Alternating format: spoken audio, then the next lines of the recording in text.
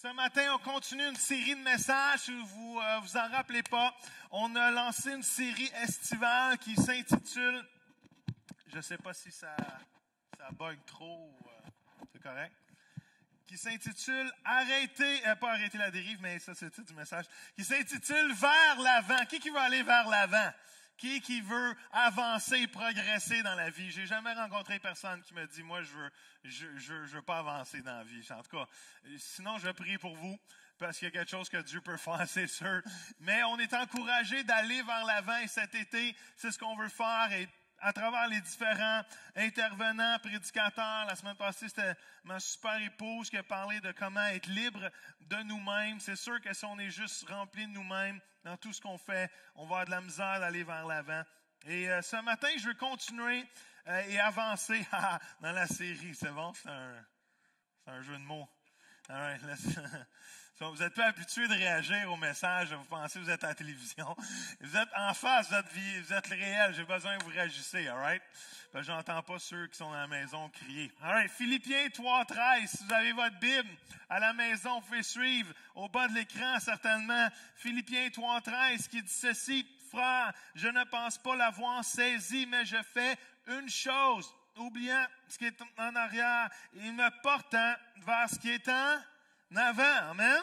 Philippiens 3:13 dans la version parole vivante va dire, non mes frères, je n'ai pas du tout l'impression d'être un homme arrivé, c'est Paul qui parle ici, et je ne pense pas avoir achevé la conquête et remporté la victoire, mais je n'ai qu'une il va sortir le mot. Je n'ai qu'une préoccupation, oubliant le passé et le chemin parcouru, jetant de tout mon être et de toute mon énergie vers ce qui est devant moi. Amen. Est-ce que vous êtes prêts à mettre toute votre être et toute votre énergie vers ce qui est devant vous? Papa Céleste, on te remercie pour ceux qui sont ici en studio, ceux qui sont à la maison, qui nous écoutent ce matin.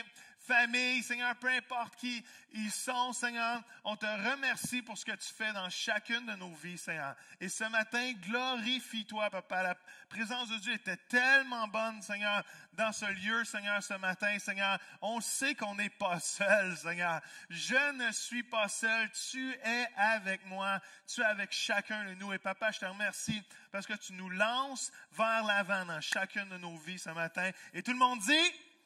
Amen, all right, c'est bon, super.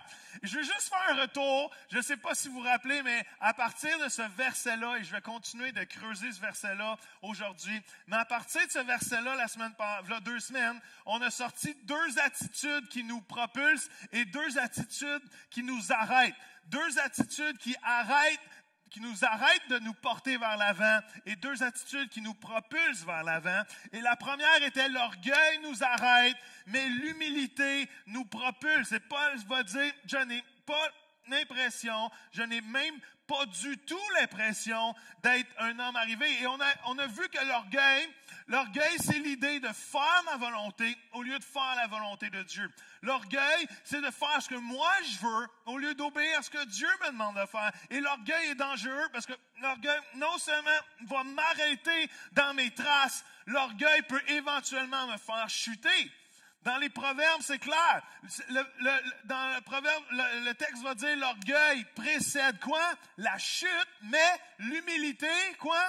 Précède la gloire. Et on voit cette différence, on voit cette attitude. Frères et sœurs, à la maison, ici, on voit cette attitude qu'on doit développer une attitude de marcher humblement devant Dieu. Et marcher humblement, c'est pas dire, oh, je suis petit, oh, je mérite rien. C'est pas ça. C'est marcher en disant, Père, c'est quoi tu veux que je fasse? Je veux t'obéir. Vous savez, dans la Bible, combien de fois Dieu a dit, peuple au cou raide? Parce que le peuple était orgueilleux. Il ne voulait pas se soumettre à sa volonté. Michée, dans le livre de Michée, ça va dire, au chapitre 6, verset 8, ça va dire que Dieu, ce qu'il demande de nous, c'est quoi? C'est de marcher humblement devant lui. Comment? Et je vous ai dit il y a 2 semaines qu'il faut découvrir comment se soumettre à la main de Dieu. Et ceux qui vont se soumettre à la main de Dieu, qui vont déposer leur vie dans les mains de Dieu, vont éventuellement voir la main de Dieu se manifester dans les circonstances de leur vie. Qui dit amen à ça? Comment? Est-ce que vous êtes prêts à vous soumettre sous la main toute puissante de Dieu. Come on. Et deuxième chose que j'ai parlé, c'est j'ai dit que le passé nous arrête, mais le pardon nous propulse. Et Dieu veut faire quelque chose de nouveau. Dans Ésaïe, je vais en parler dans un prochain message. C'est que Dieu veut faire, il dit d'oublier le passé. Je suis en train de faire quelque chose de nouveau. Allez-vous le reconnaître? Come on. On veut pas être de ceux qui sont trop aveugles à ce que Dieu veut faire, de pas voir et reconnaître le nouveau que Dieu veut faire dans nos vies. Et pour ça, on doit apprendre à ne pas vivre dans le passé, parce que le futur n'appartient pas au passé. Qui est d'accord avec ça?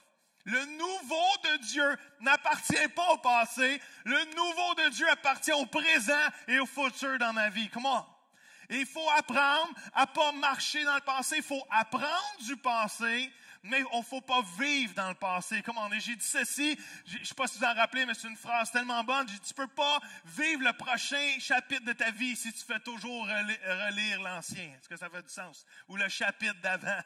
Et la bonne nouvelle ce matin, c'est que peu importe notre passé, même si on a un passé difficile, ça ne nous empêche pas d'avoir un futur puissant. Come on. Amen. J'ai besoin d'un amen à ça parce que c'est bon. À la maison, est-ce que vous pouvez parler plus fort que ceux qui sont dans ce lieu ce matin? On les sent, la chaleur pèse lourd ce matin. Come on, êtes-vous là ce matin?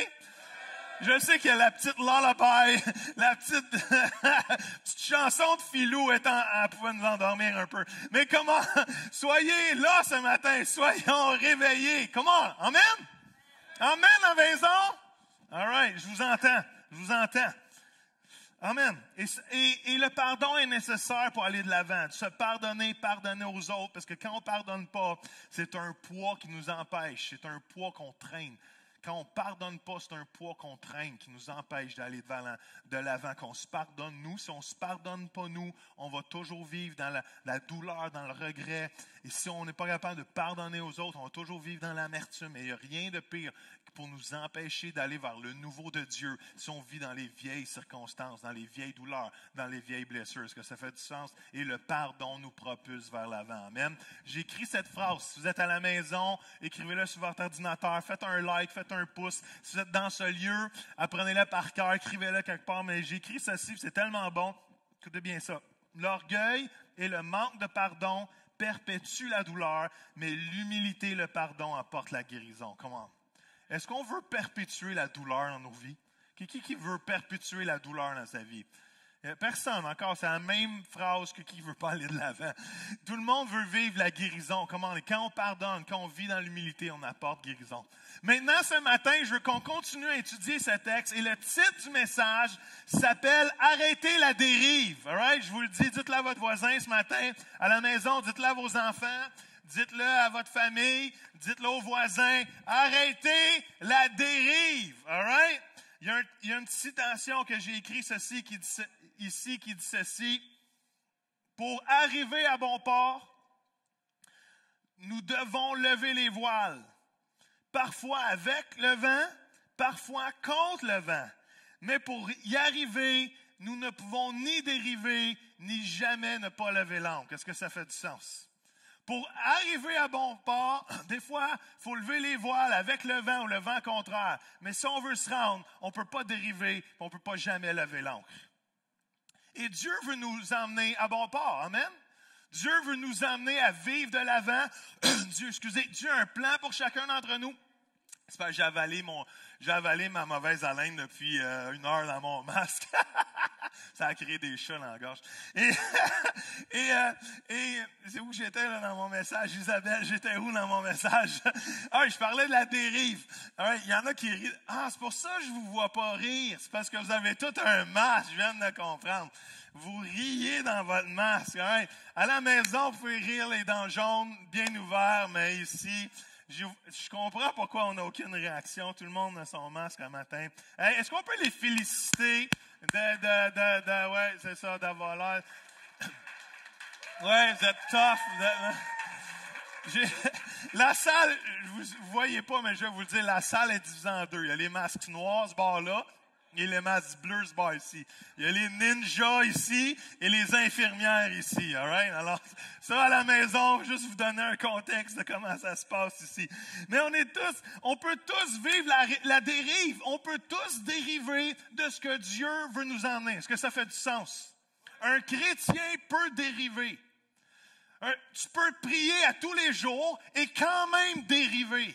Tu peux venir à l'église ou écouter à partir de la maison. Tu peux quand même dériver. Tu pourrais être le meilleur serviteur ou leader dans l'église de Jésus-Christ. On peut quand même dériver. Les chrétiens peuvent dériver. Chaque être humain peut dériver. Ça va arriver. Ça a des bonnes chances que ça arrive. À moins que tu es intentionnel dans ta vie chrétienne, à moins que tu réalises que dériver fait partie de la vie chrétienne, mais que Dieu veut nous ramener à bon port, si on ne réalise pas, on risque de finir ailleurs qu'où Dieu avait planifié qu'on finisse. Est-ce que ça fait du sens? J'ai déjà prêché cette phrase-là. J'ai dit ceci, que sur la cible de la vie, tout le monde finit quelque part, mais peu vont finir avec intention. Dans la cible de la vie, tout le monde vit la vie et tout le monde va finir par finir quelque part dans la vie. Mais il y a peu de gens qui finissent à vivre avec intention, qui finissent quelque part avec intention. Et c'est ça la dérive. Pourquoi? Parce qu'on dérive. On est tous susceptibles à dériver. Est-ce qu'il y en a qui sont déjà allés à la mer? S'il y en a qui sont déjà, pas la mer, votre mère, mais la mer, M-E-R. Hein? Vous êtes déjà allés à la mer? Je ne sais pas, nous, Myrtle Beach était, parce qu'on ne peut plus y aller, mais était notre endroit de vacances préféré depuis les 6-7 dernières années. Maintenant, on ne peut pas y aller cette année, mais c'est un endroit de vacances. On avait la roulotte, la plage, le golf, la roulotte, la plage. C'est la vraie vie, all right? Le steak, roulotte, plage. All right, anyway, c'était bien le fun. Mais il y avait quelque chose qui était le fun. Les enfants vont s'en souvenir. On allait chez Walmart en début de vacances et on achetait un boogie board. Je ne sais pas si vous savez c'est quoi un boogie board, mais c'est une planche où que tu surfes sur les vagues avec ça, right? Et là, moi, j'aimais ça. Les enfants, peut-être un peu moins. Mais anyway, moi, mon fun, c'était de rentrer dans les vagues et avec mon poids, que je vous dirai pas. Mais des fois, ça levait, des fois, ça levait pas. Des fois, mon poids était avantageux, des fois, mon poids était désavantageux. Mais anyway, et là, tu pousses sur le boogie board et la vague t'emmène, et là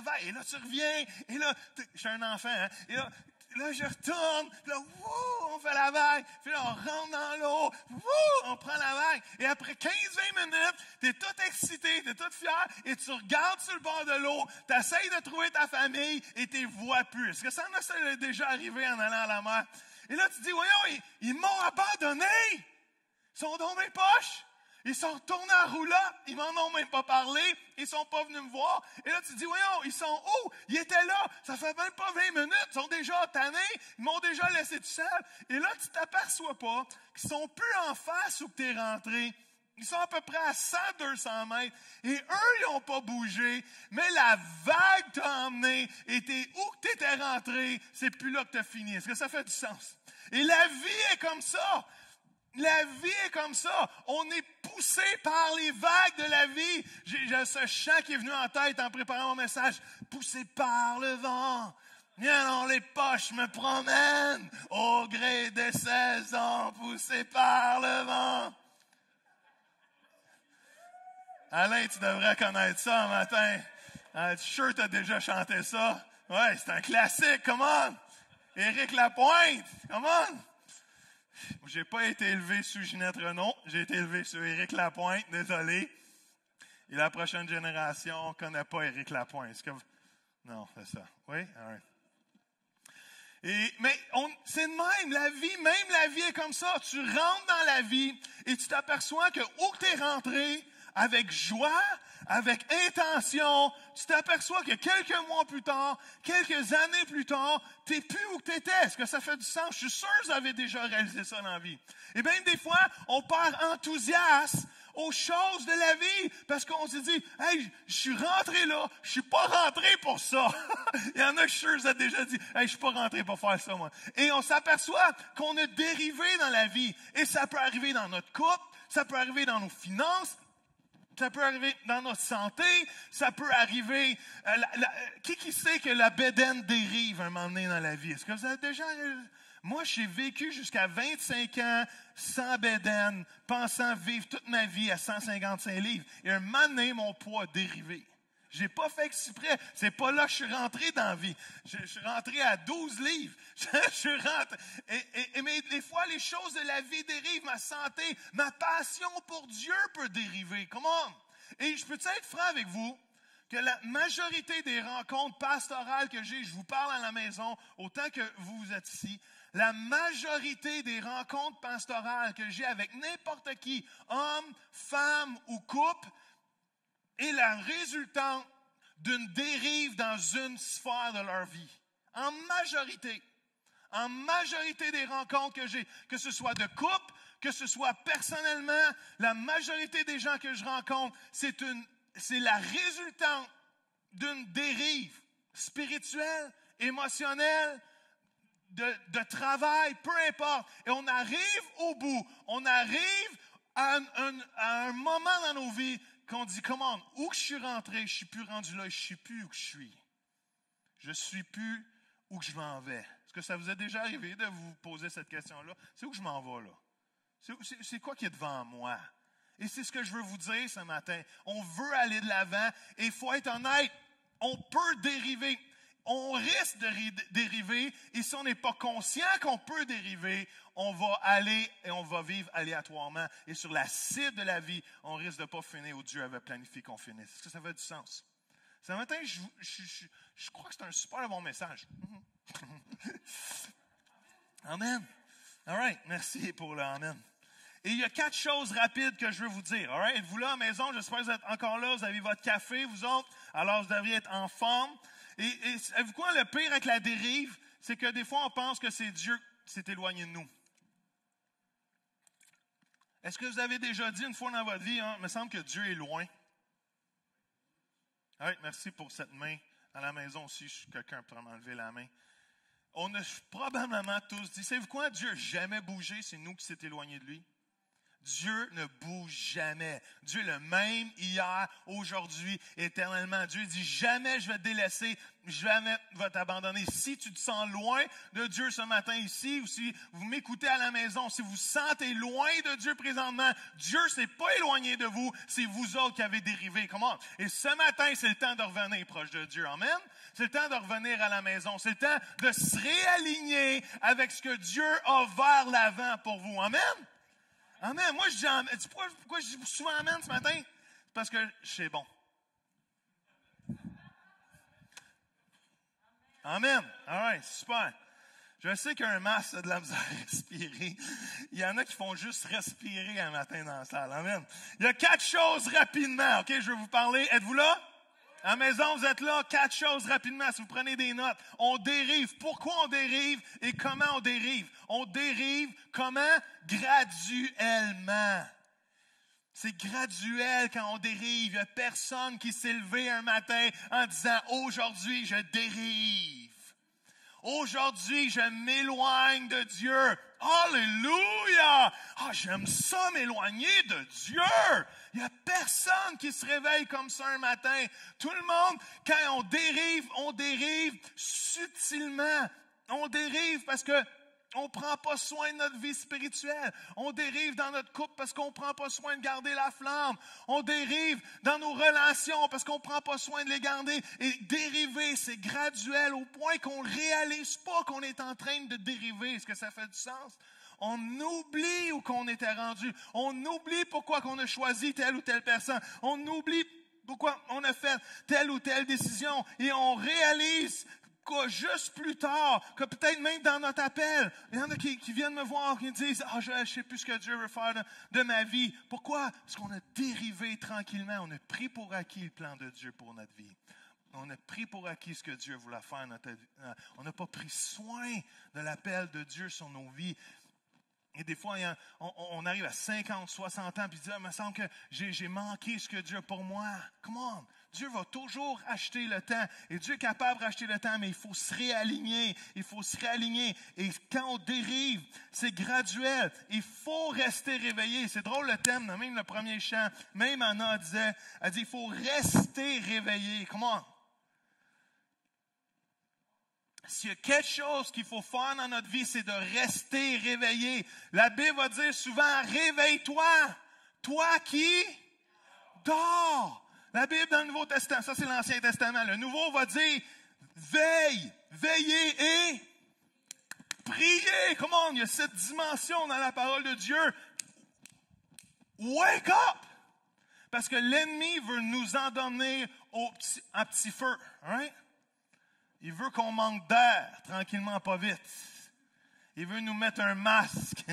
Et quand on manque d'air, tranquillement, pas vite, le cerveau, il manque d'air, manque d'oxygène. Et qu'est-ce qui se passe? On s'endort sur le sofa. On ne l'a pas réalisé. On s'est endormi. On ne voulait pas s'endormir. On s'est endormi. Pourquoi? Parce qu'on s'est tranquillement laissé aller. Comment? Il faut s'assurer de ne pas graduellement perdre le cours de ce que Dieu veut faire. Deuxième chose. On dérive parce que c'est graduel puis on ne réalise pas. On dérive parce qu'on est distrait. On est distrait. Y a-t-il des conducteurs distraits ici dans cette salle? Il y en a qui lèvent la main, vous êtes gentils. Il y en a qui n'osent pas le dire. Je ne peux même pas savoir si vous avez un sourire guilty, je ne sais pas comment dire ça en français. Coupable. Je ne peux même pas savoir si vous avez un sourire coupable à la maison. Peut-être que vous avez un sourire coupable. Des fois, sur l'autoroute, je suis un conducteur distrait. Je suis très attentionné. Je crois que je suis un bon chauffeur.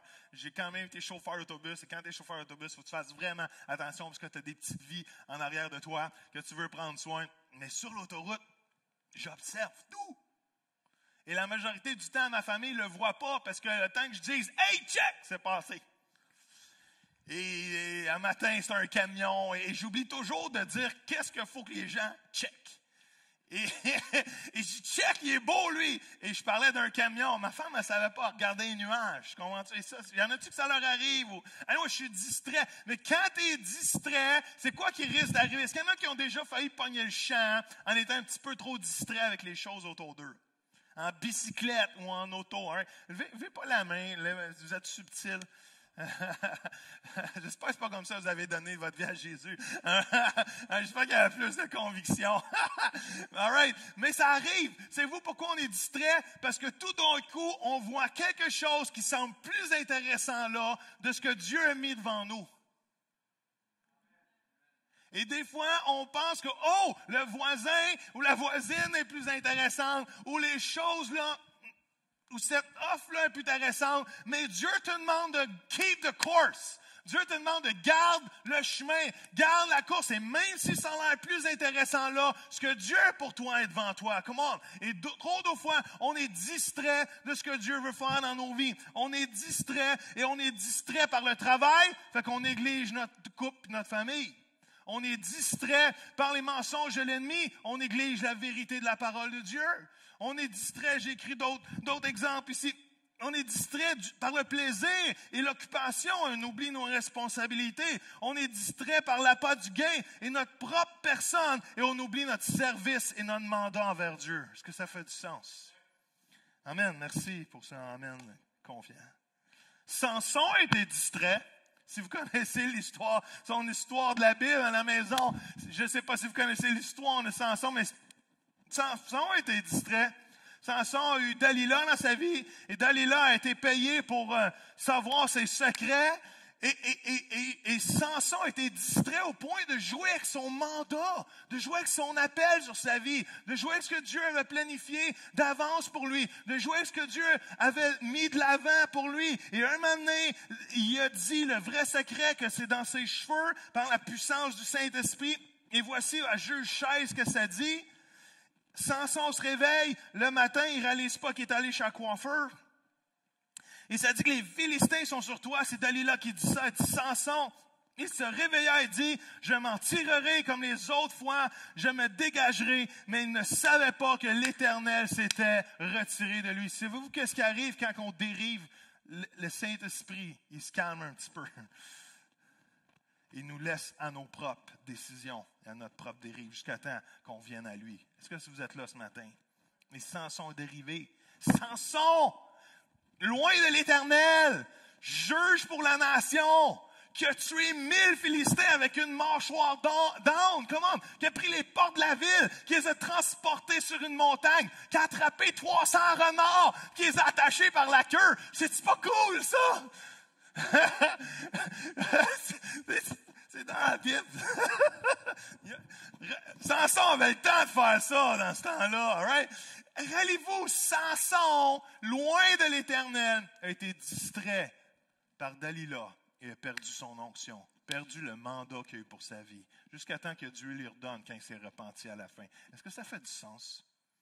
Attention de ne pas être distrait.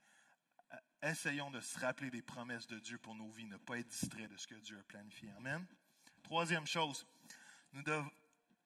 on dérive graduellement, on dérive parce qu'on est distrait, on dérive parce qu'on n'est pas, on est dépensé. On est dépensé. On en a trop. On est fatigué. Et la majoritairement du temps, quand je rencontre des gens fatigués, je rencontre des gens qui ne savent plus où ils s'en vont. Je rencontre des gens qui se demandent ce que Dieu veut faire avec leur vie. Pas parce que Dieu a changé, pas parce que le mandat a changé, c'est que la fatigue nous fait dériver. La fatigue nous arrête, on en a trop, on n'est plus capable. Et pourtant, Paul va dire, je fais quoi? Fait combien de choses dans le texte qu'on a lu? Je fais 1001 choses. C'est quoi que Paul va dire? Il va dire, je fais une chose. Et je tends toute mon énergie vers ça, d'aller vers ce qui est devant. Mais je ne fais pas des millions de choses. Et quand on est dépensé, c'est parce qu'on fait trop de choses. Et souvent, on est dépensé et les gens dépensés, quand on est dépensé, souvent, on n'est pas prêt à dealer avec la circonstance dans laquelle on est. On en a trop. Et savez-vous ce qu'on dit quand on est dépensé, quand on est impuissant? On dit, quand ça va être passé, je vais le faire. Dès que cette saison-là va être finie, je vais le faire. Et savez-vous quoi? Ça finit jamais. Ça finit jamais. On reste dans une saison de fou. On reste dans des saisons de fou parce qu'on a peur de lâcher des choses. À cause qu'on a peur de lâcher des choses, on prend plus de choses. À cause qu'on est tellement des fois insécure de laisser des choses dans le passé. Ce temps va qu'en avant. On reste rattaché. Fait qu'on accumule. Non, on écrase. On est fatigué. On est dépensé. On n'est plus capable. Et on arrête. Et on manque de marcher de l'avant. On manque ce que Dieu veut faire dans nos vies. Amen? Êtes-vous à la maison? Amen? Je veux vous entendre à la maison. Je veux vous entendre que vous vous entendez. Élie a été dépassé. Élie, le super prophète de Dieu. Élie a couru plus vite qu'un roi dans son chariot. Ça, c'est digne d'Astérix et Obélix. Comment? All right. C'est cool. Élie a ressuscité des morts. Élie a ressuscité un enfant des morts. Comment? Élie a prié pour que la pluie arrête pendant 3 ans, puis elle a arrêté. Comment? Élie a combattu les prophètes de Baal, les 400 de Baal, les 450 de l'autre. Le feu de Dieu est descendu. Il les a tous zigouillés après. Come on! Élie, là, je sais pas si ce mot-là dit dans l'église, mais c'est pas grave. Come on, il les a tous tués. Élie, un moment donné, il arrive, plus capable, fatigué. L'homme de Dieu, pourtant, est arrivé qui était dépensé. Voici ce que ça dit. Dans 1 Roi, ça dit, il marcha toute une journée dans le désert, puis il s'assit sous un genêt, sur un arbre, il demanda la mort en disant, c'est assez. Maintenant, Éternel, prends-moi la vie, car je ne suis pas meilleur que mes ancêtres. Wow! Héros à décourager. Pourquoi? Parce qu'un moment donné, il était fatigué. Un moment donné, il était découragé. C'est la femme d'Akab qui courait après Jézabel. Jézabel, elle courait après la pression, la peur. Et un moment donné, il était dépensé. Est-ce que vous savez qu'on peut dériver quand on est dépensé? on marche sous le poids, sous la fatigue. Et quand on ne prend pas le temps de s'arrêter, quand on ne prend pas le temps de dire, OK, il faut que je fasse une pause, il faut que je claire mes priorités, je fais une chose. Et je vais en parler dans les prochaines semaines. Comment focusser vers l'avant. Comment on amène? Déjà, juste le titre, ça a l'air bon. Et je veux focusser ce qui est devant moi pour arrêter de dériver. Amen? Prenez soin de vous. Allez réécouter ma série de messages sur RIP divin. Allez ressortir votre roue. Allez réécouter ma série de messages. Si vous ne l'avez pas écouté au complet, écoutez-les de bout à bout comme une série Netflix. All right? Saison 1, saison 2, saison 3, bout à bout. All right, vous allez voir, ça va vous parler, ça va vous rentrer dedans. Mais il faut découvrir un rythme divin dans votre vie. 4e chose. Je ne sais pas si vous vous rappelez, mais on dérive tranquillement, graduellement, on dérive. Même moi, il faut que je m'en rappelle, parce qu'on est distrait, parce qu'on est dépensé. Dernière chose, on dérive parce qu'on est désillusionné. Est-ce que ça vous est déjà arrivé d'être désillusionné? La délusion, c'est la différence entre ce qui est vrai puis ce qu'on pense qui est vrai puis la réalité. La désillusion, c'est entre ce qui est perçu puis ce qui est réel. Et quand on est désillusionné, il y a une situation X devant nos vies. Et même si toutes les personnes verraient bleu, nous, on voit rouge. Est-ce que ça fait du sens? Toutes les personnes pourraient nous dire, non, inquiète-toi pas, ça va bien aller. Nous, la perception, comment on la voit, c'est rouge. Tu pourrais me dire, Isabelle, tu pourrais me dire, tant que tu veux que c'est bleu, je ne crois pas que c'est bleu. Moi, je le perçois comme étant rouge. Et on est désillusionné. On pensait que c'était pour arriver de cette façon-là, et ça n'arrive pas de cette façon-là. On est désillusionné.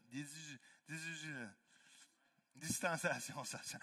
On est désillusionné. Est-ce que ça fait du sens? Est-ce que vous avez déjà été désillusionné de cette façon-là? Merci pour ceux qui sont honnêtes.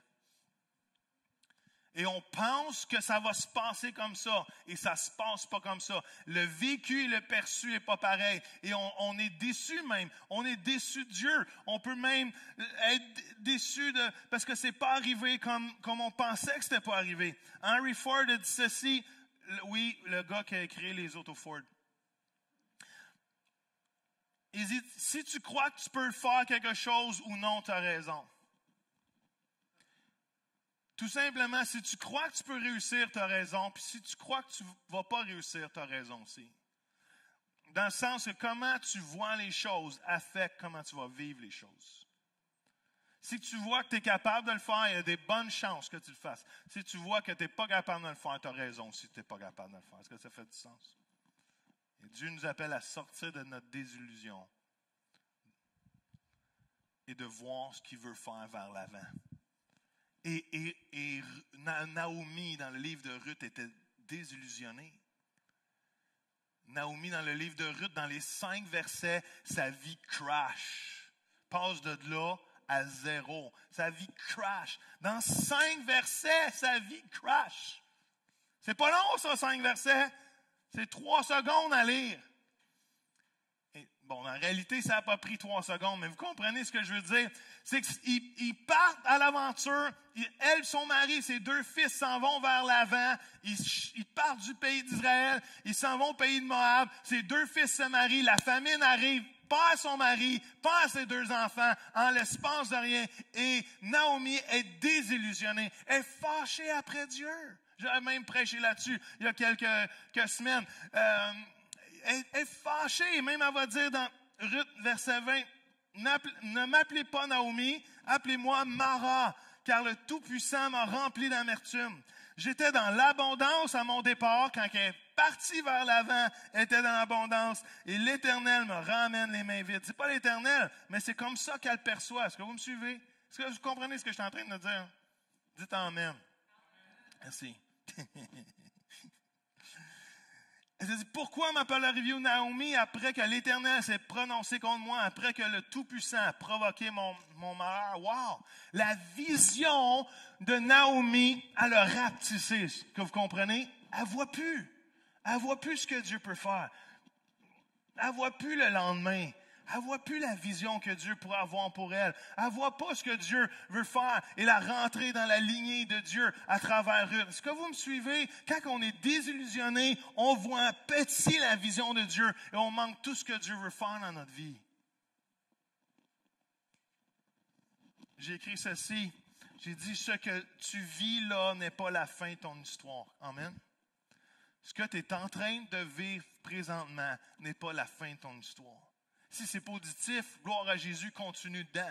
Si c'est négatif et tu trouves ça difficile, réalise que ce n'est pas la fin de ton histoire, que Dieu rachète les choses pour sa gloire même et que Dieu veut nous réaligner ce matin. À la maison, sachez que Dieu veut vous réaligner. Comment?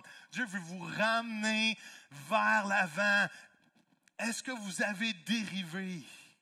Dans une ou plusieurs sphères de votre vie, avez-vous dérivé? Et laissez-moi vous dire que quand on dérive, ça coûte cher. Il y a des conséquences à dériver. Quand on dérive, il y a du regret parce qu'on réalise qu'on aurait dû faire ça au lieu de faire ça. Quand on dérive, ça coûte cher parce qu'on va dans des directions qui nous font perdre notre temps ou perdre des relations. Quand on dérive, comment même, on a de la douleur. Parce qu'il y a des événements qui n'étaient pas planifiés, mais qu'on rentre dedans parce qu'on s'éloigne de où le plan de Dieu était pour notre vie. Quand on dérive, ça a des conséquences. Mais, j'ai une bonne nouvelle pour vous. Qui veut savoir la bonne nouvelle ce matin? Come on. Que la dérive nous arrête, mais que la repentance nous propulse. Amen? La dérive nous arrête, mais la repentance nous propulse. Et souvent, on va dire repentance, c'est un mot qu'on entend toujours, c'est un mot qu'on a déjà entendu. Mais la repentance est la solution à la dérive dans nos vies. Il n'y en a pas d'autre. Il n'y en a pas d'autre. C'est pas l'effort mental, c'est pas la force psychologique. La repentance est la seule solution à la dérive dans notre vie. À la dérive spirituelle, à la dérive émotionnelle, à la dérive dans nos choses, dans les circonstances de nos vies. C'est la repentance. La repentance, laissez-moi vous dire quelque chose, la repentance n'est pas une émotion. Je vais le dire à ceux à la maison. La repentance à la maison, la repentance, ce n'est pas une émotion, frères et sœurs. La repentance, c'est une décision. Allô? La repentance, c'est pas du regret. « Ah, je m'excuse. Ah, j'aurais pas dû en faire. » Tu sais quand tu te repens pas, quand quelqu'un dit « je m'excuse », mais il va le refaire 5 minutes après. C'est pas de la repentance, c'est du regret. Et on vit souvent avec l'émotion du regret. « Ah oui, je regrette. » Mais la repentance, c'est un changement. La repentance, c'est une décision. La repentance, c'est un changement d'attitude et de caractère. Paul va dire, je me préoccupe d'une chose. Je fais une chose. Je prends la décision de me propulser vers l'avant. Je prends la décision de tendre toute mon énergie. C'est une repentance. Est-ce que vous me suivez?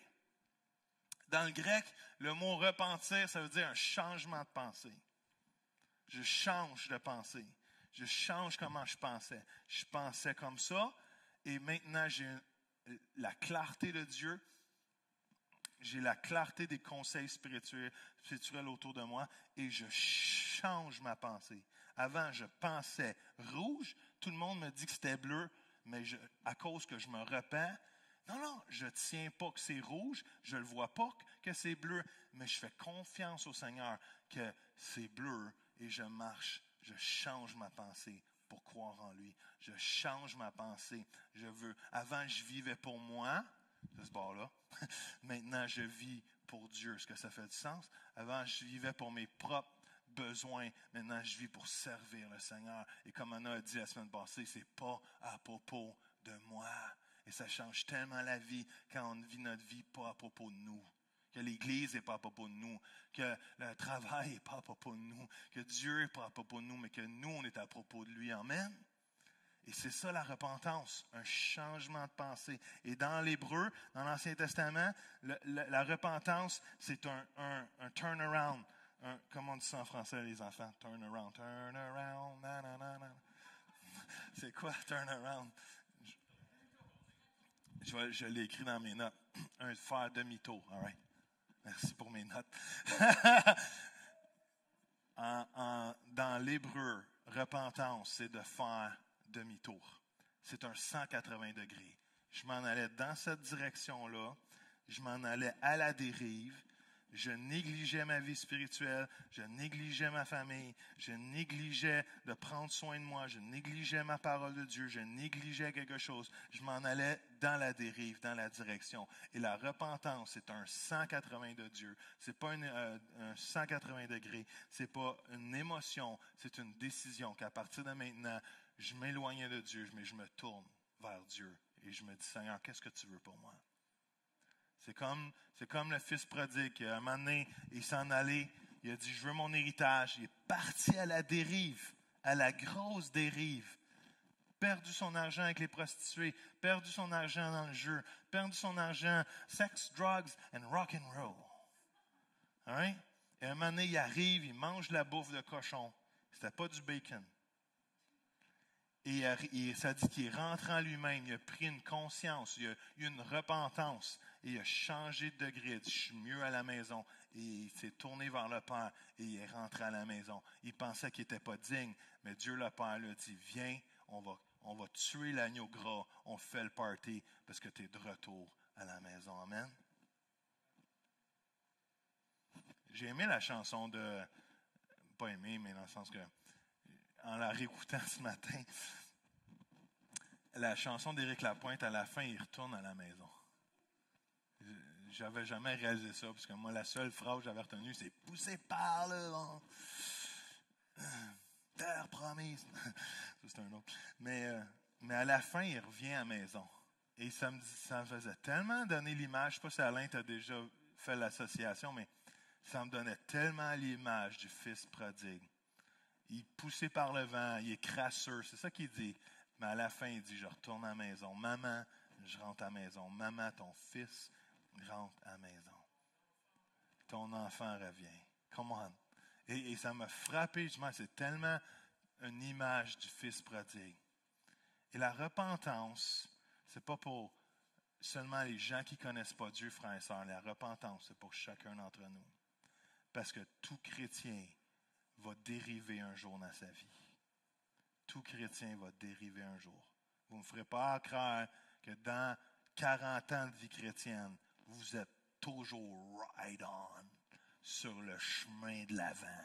Et vous n'avez jamais dérivé à gauche et à droite et jamais checké le chevreuil sur le bord du chemin puis failli pogner le champ.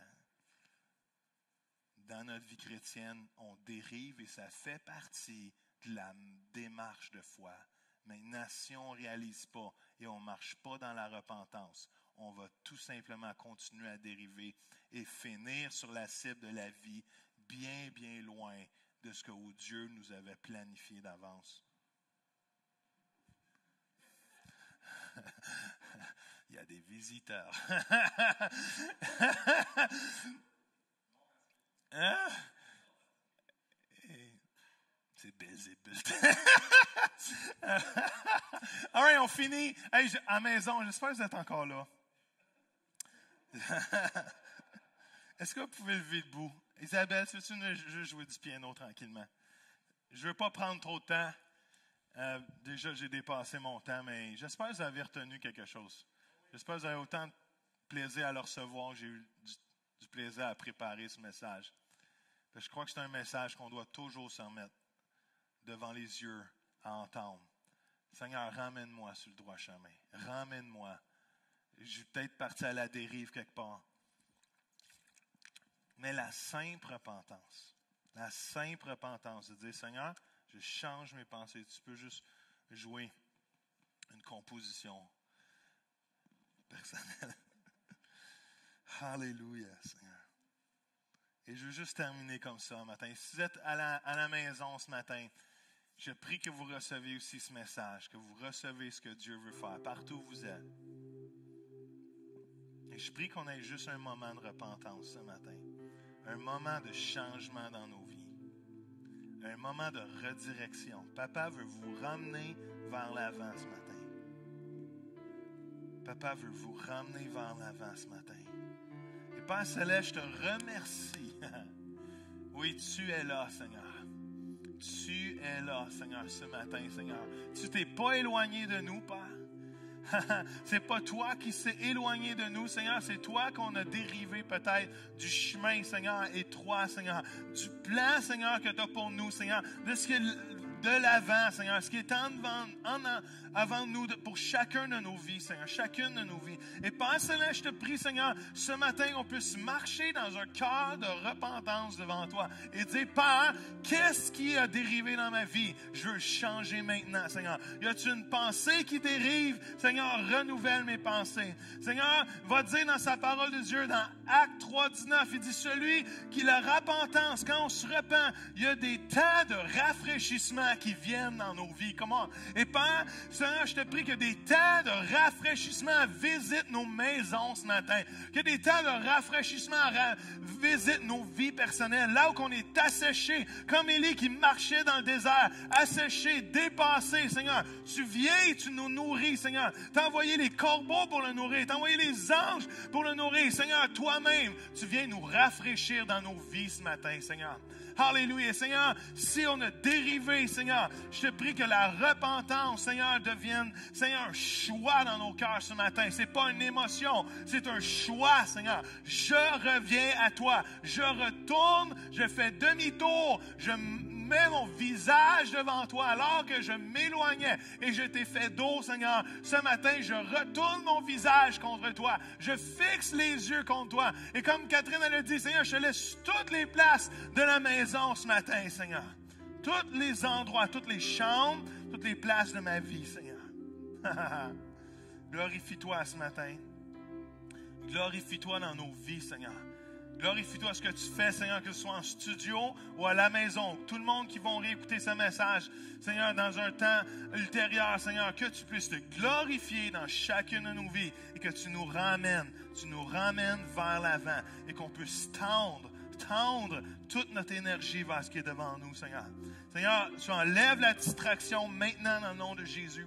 Tu réveilles notre âme maintenant dans le nom de Jésus. Seigneur, que ceux qui est dépassé, la force d'établir les priorités et de lâcher ce qui est en arrière et tendre ce qui est en avant, Seigneur. Alléluia, Seigneur. Si on est désillusionné, Seigneur, je te prie, Seigneur, que l'ennemi n'ait pas jeu dans notre cœur, mais qu'on puisse voir la vérité, Seigneur, voir la réalité des choses, Seigneur. Seigneur, je refuse la dépression, Seigneur. Il y en a qui sont tellement dépassés ce matin qu'il y a une fatigue chronique sur leur vie, qu'il y a même une déprime qui vient, Seigneur. Et dans le nom de Jésus, on chasse la déprime. Maintenant, Seigneur, tu changes, Seigneur. Alléluia, Seigneur, c'est ce que tu changes, Seigneur, notre tristesse en allégresse, Seigneur. Et tu fais un changement dans les cœurs maintenant, dans le nom de Jésus. Seigneur, pour ceux qui sont à la maison ce matin, je te prie que ta présence qui est déjà là puisse se manifester, Seigneur. Je prie que si vous êtes à la maison ce matin, que vous ayez un temps de repentance là où vous êtes et dire, Seigneur, je me tourne vers toi.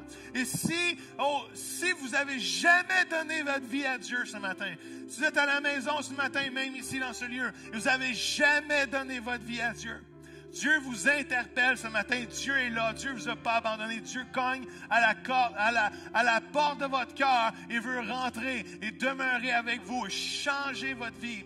Mais la repentance est la clé pour avoir une relation avec Dieu.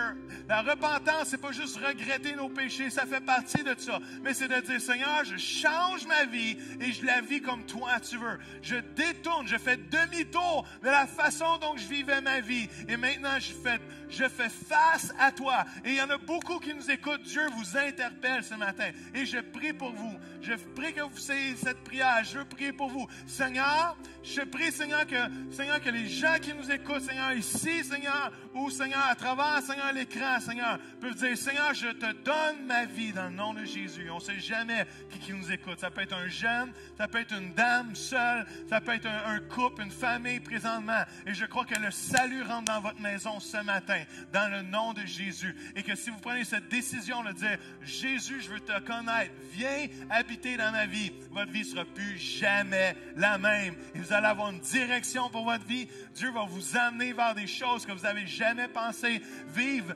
avant, parce que la vie de Dieu, c'est la vraie vie dans le nom de Jésus. Amen. Est-ce qu'on peut célébrer ce moment ce matin? Est-ce qu'on peut célébrer ce temps? On vous aime.